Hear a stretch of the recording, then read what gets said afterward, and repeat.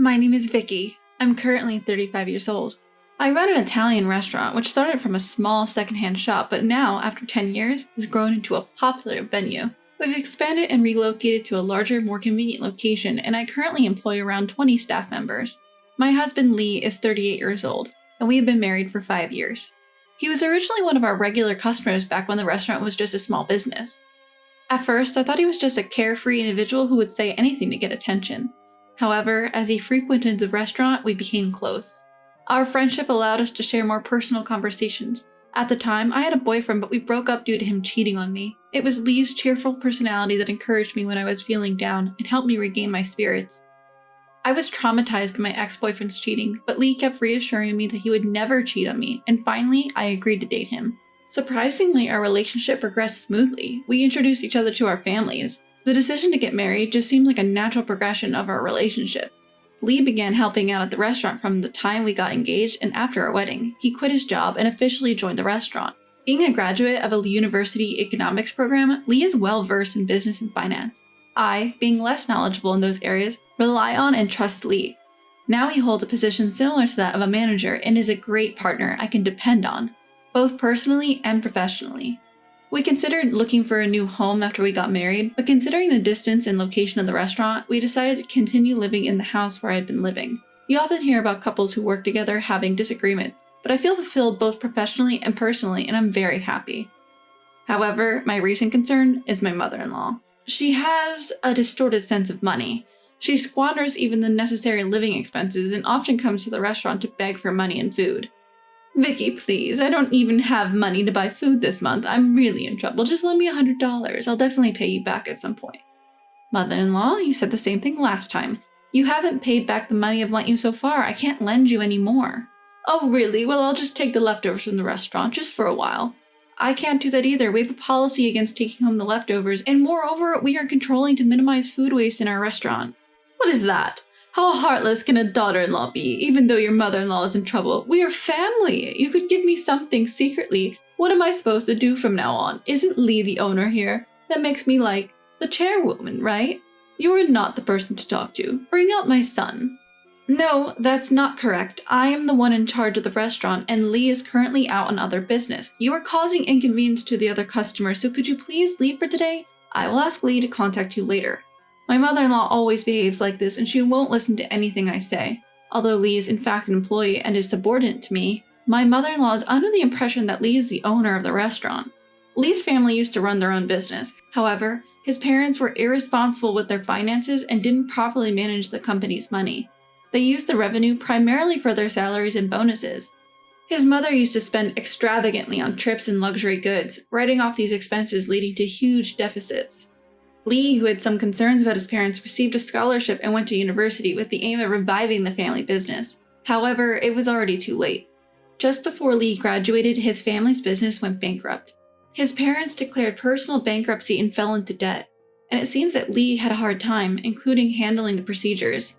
Afterwards, his parents changed their ways and began to lead a frugal life, and their names were removed from the debtors' list by the time we got married. However, just when we were relieved, Lee's father fell ill as if he had let down his guard and passed away. As a result of his father's death, his mother received an inheritance and insurance money, and she started squandering money again, which leads us to the present situation. Given these circumstances, it had always been Lee who dealt with his mother. However, as her restaurant began to prosper and our financial situation improved, Lee started spending less time at the restaurant, leaving it to me and the employees.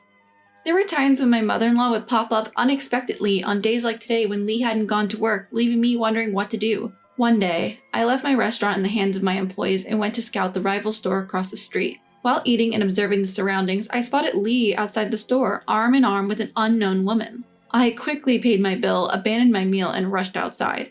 With my heart pounding painfully, I followed them discreetly. This must be some mistake. Even if it really is Lee, there must be a reason. Our relationship is solid, and there's no way he would betray me.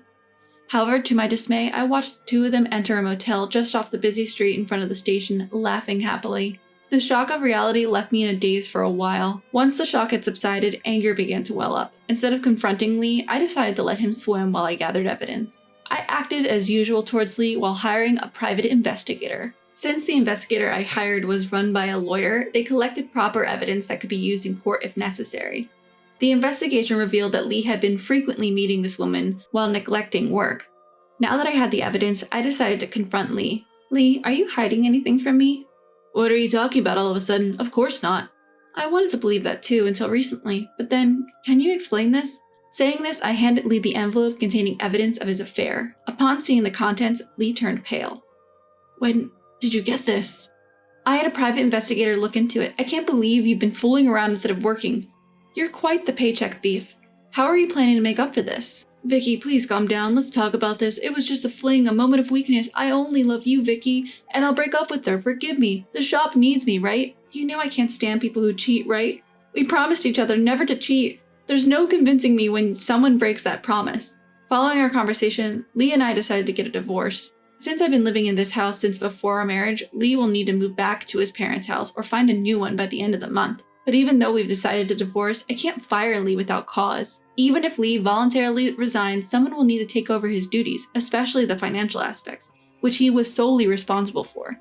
Moreover, I had already planned to go on a business trip for negotiations the next day, so I had to leave the shop in Lee's hands. I couldn't have predicted the outrageous turns of events that were about to unfold. The negotiation went smoothly without any major hitches, and I checked my phone. There was an SMS waiting for me while I had muted it. Assuming it was from an employee or someone else, I opened the message to find it was from my mother-in-law. I heard from my son you're getting a divorce. I'll be moving in with my son, so you'll need to move out. I'll throw out your belongings, so keep that in mind. As compensation for all these years, hand over the restaurant. I'll take the car, too. Stunned by the message, I immediately called my mother-in-law. However, I was greeted with an automatic response stating that my call couldn't be connected due to the customer's request blocking my call. Even when I tried to call via WhatsApp, it would ring for a while before getting disconnected, showing no response. The messages weren't marked as read, so it seemed like she had blocked me on WhatsApp as well. I tried to reach out to the shop too, but couldn't get through as it was lunchtime and busy. Unable to bear staying where I was, I decided in a frantic rush to return to the restaurant. Meanwhile, my mother-in-law, as she had declared she would do, had thrown away all of my belongings in the house, taken my luxury car for a joyride, and was heading towards the restaurant. When my mother-in-law arrived at the restaurant, she barged into the back office, ignoring the protest of the staff. Ma'am, please go back to the customer area. The area is off limits to anyone not employed here. What are you talking about? I'm the parent of the owner here, which basically makes me an owner too. Some of the employees who remembered her promptly took action. Gather the male staff. Call the manager. Phone the store owner. One of the employees called me on my cell phone. Vicky, it's an emergency. The manager's mom is claiming that she's the owner of this place and she's entered the back office. She went there, huh? I'm on my way now. I'll be there soon, so just try to hold her back. At the store, my husband Lee, who had been called by the employees, was in a frenzy, trying to handle my mother-in-law in the back. Mom, you shouldn't have come here. Let's go out the back door and talk. What are you talking about? Lee, this is why your wife takes you for granted. Aren't you getting a divorce? I was asked to help with moving, so I threw away all of your wife's things. Let's live together from today. Now that the troublesome wife is gone, this restaurant is ours. The absurd statements from my mother-in-law caused a stir among the employees gathered in the back. What are you saying, Mom? It's me who's leaving, not Vicky. But Lee, you said you wanted to live with me. You're the owner of this place and the house is yours too, right? The employees, realizing the situation, were furious. When I arrived back in a hurry, I found my mother-in-law and husband being confronted by the employees at the back office entrance. What have you done with our boss? This isn't your restaurant. Apologize and correct it. I decided to explain the truth to my mother-in-law once again. Mother-in-law, as I've explained before, this restaurant was originally opened by my parents. My father passed away before I became an adult, and since then my mother has been running the place. When I got engaged, she had a car accident and became wheelchair-bound due to the after effects. So she couldn't come here. My younger brother and his wife decided to take care of my mother, and I took over the restaurant with the long-standing staff members to protect it. Lee started helping with this place around that time. But Lee is the manager, and you're the owner, right? So this restaurant should belong to my son. The word manager can refer to both a position above the owner as well as a position below. It depends on the company. You're lying. Lee was involved in managing the store's finances and operations. If he isn't in higher managerial position, then what is he? Lee was managing the finances because I'm not good with money, and he's good at it because he graduated with a degree in economics. So I asked him to handle it, but he's not the owner of this restaurant. He's my subordinate. And I'm not the owner either. I'm just a hired manager. The ownership is still with my mother, and she holds the final decision on the business policy. What? Then I'll settle for just the house and the car. Give them to me. I heard from my son that you're paying the property tax, so there's no excuse. Indeed, I'm paying property taxes on the house, but the house is still under my mother's name and I haven't inherited it. I'm paying property tax as a form of rent. The car was bought before our marriage, so it's my personal property, not a marital asset. Moreover, since we're getting a divorce due to Lee's infidelity, it's me who should be getting the compensation. Lee has no rights other than his share of the marital assets. Huh? Finally seeming to grasp the situation, my mother-in-law looked like a deer in the headlights. Then in a panic, she made a humble apology. I'm sorry, Vicky. Please reconsider the divorce. I have debts. I wanted my son to pay them off, so please spare me the compensation. She confessed that she had been eyeing our restaurant for a while, thinking she could do whatever she wanted with the restaurant and its money, which led to her actions today. Mom, debts? What do you mean? You promised to live within your means and not incur any more debts when you filed for bankruptcy. But Lee, you were using the company's money to meet your mistress and take trips. You said you wanted to sort it out before your wife found out. Mom, why would you say that in front of everyone? A squabble ensued between my mother-in-law and husband, revealing another astonishing truth thanks to my mother-in-law. Lee, what's this about? The two of them kept apologizing, but it was too late. Upon examining the accounts, I noticed some suspicious details. The lodging expense on the receipt for my husband's business trip was exorbitantly high for one person, and when I looked up the name of the hotel, it turned out to be a motel known for short romantic stays. Additionally, there were some receipts from expensive shops that my husband had visited, and another from a mysterious jewelry shop dated towards the end of December. I found irrefutable evidence that my husband had been splurging on his mistress with the shop's money. I owe it all to my mother-in-law, who slipped up and gave everything away. This incident was the final straw leading to Lee's dismissal. In addition to seeking compensation for Lee's infidelity, I also demanded that he return the money he had embezzled from the company. As for my mother-in-law, I demanded compensation for the belongings she disposed of when she'd invaded my house, and the cost of repairs to my car, which she damaged while using it without my permission. I also charged her a nuisance fee for disrupting my business. All these matters were recorded in a notarized document. Thanks to the attorney affiliated with the detective agency handling everything, including the divorce proceedings, I was able to sit back and wait while Lee and my mother-in-law headed towards financial ruin. Following that, my ex-husband Lee and my mother-in-law came to visit me once. We're really struggling to make ends meet because of the compensation payments. Could you consider reducing them? I have no idea. You should consult with a lawyer about that, not me. But we are really struggling. Even to afford food, we can't apply for welfare because we're working, and we have to pay taxes on what we earn. In that case, you should contact a food bank. They can provide you with food that would otherwise be discarded even though it's still edible. Why do we have to go to such an unknown place? You're being so cold. Weren't we family at one point? What are you talking about? You might have been my mother-in-law, but the only person who became family to me through marriage was Lee. And we're divorced now, so you're a stranger to me. Besides, you did such terrible things to me and I have no obligation to help you.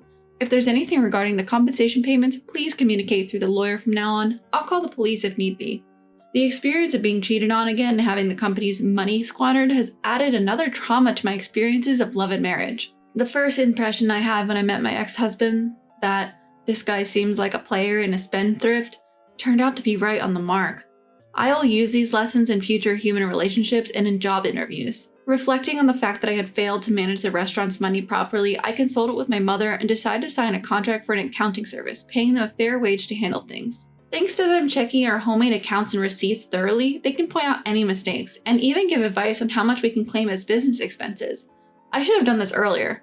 I'm immensely grateful to my staff who showed their affection for me by being angry at my ex-husband and my mother-in-law for what they did, and I decided to appreciate them more than ever. With the restaurant's succession from my mother in mind, I committed myself to improving my skills as a manager and business owner, to become a person my team can be proud of.